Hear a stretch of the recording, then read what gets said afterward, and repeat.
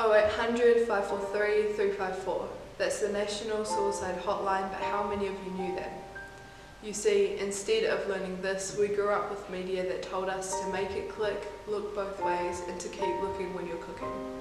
We were taught how to stay safe around roads, fire, and each other, taught to stay away from harm. But what happens when the harm comes from ourselves? When we are our own greatest enemies and we watch our peers fall victim to their own internal battles? You see, New Zealand has the highest suicide rates in the developed world, yet the topic of mental health continues to be pushed aside. We've been force-fed toxic ideas for years, like men don't cry, asking for help is weak, and others have it worse, that it's almost understandable why our statistics are so high. Because, yes, others may have it worse, but that does not mean our pain is any less valid. Otherwise, our happiness should not be either, simply because other people have it better. 0800 543 354, do you know the number yet? Because maybe if we learnt these things growing up, we would not have to watch so many people turn into a statistic instead of our future. Last year in Aotearoa, 685 people passed away from suicide alone. Not to mention the thousands more who attempted. 685 represents the number of hearts that stopped beating because of the silence. 685 represents the brothers, the sisters, the parents, the friends and classmates who are no longer here after breathing their last in 2019. Not one, not two, but 685. Don't tell me mental health doesn't matter, because it doesn't affect you. It could be affecting your best friends, your parents, your brother or your sister, and saying that mental health is not important is like saying these people aren't either. Don't tell me the world will be better off without them until you know the pain of getting a goodbye text from your best friend. Don't tell me mental health doesn't matter, because it does. And just because you can't see it doesn't mean it's not there. Perhaps you're not really looking. Because if you were, you would not tell me it doesn't matter. Talk to the people around you. The people struggling will tell you how much pain you have to be in to even consider letting go. We, struggling with anxiety and depression, can tell you, but not only us.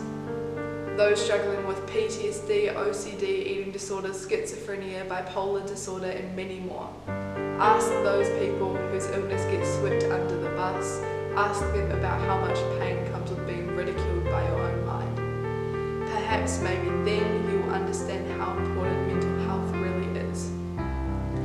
0800 543 354. The demand for mental health services are higher and more urgent than they've ever been. Yet, at-risk people are still being turned away at hospital doors, told what they're fighting is not important, that they're not sick enough for help. We need to get rid of the idea that you can only get help when you're dancing with death, because typically by then it's too late. We need to act now, and we need to act fast. We need to stop making people feel like their illness is who they are. Just because they have a diagnosis doesn't mean they are their diagnosis. For too long we have watched people fall through the cracks of this broken system.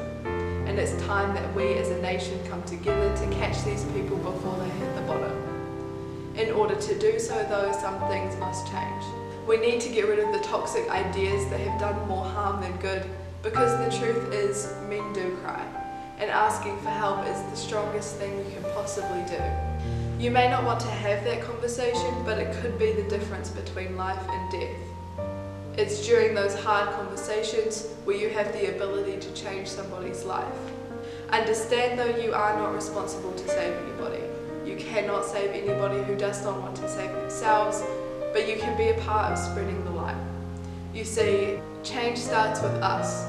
It starts with you, it starts with me. It starts when we come together.